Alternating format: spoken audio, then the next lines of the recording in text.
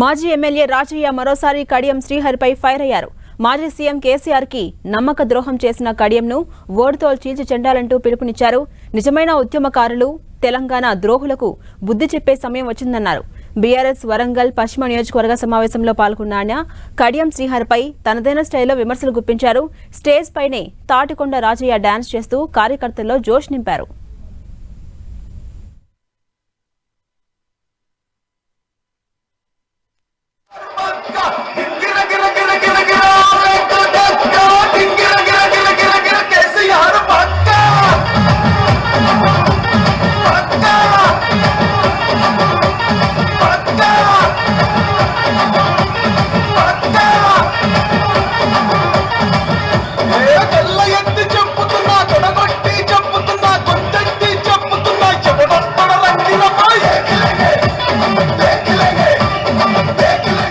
నమ్మక ద్రోహం.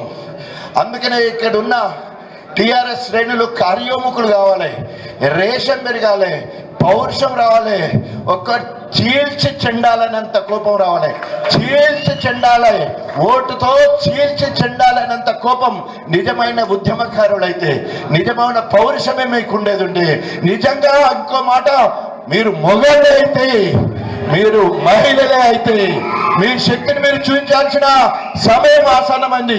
ఇప్పుడు ఎవరి కోసమో మనం చేయట్లే, మన అస్తిత్వం కోసం, మన తెలంగాణ కోసం నమ్మిన కేసీఆర్ గారిని నమ్మక ద్రోహం చేసిన కడియం శ్రీహరి అంతు చూస్తానికి, కేసీఆర్ కు మనం ఏందో చెప్పడానికి, కేసీఆర్ కి టిఆర్ఎస్ బలమేందో పౌరుషమేందో ఉద్యమ కార్యాచరణ ఎట్లుంటుందో ఒక్కసారి చూసే విధంగా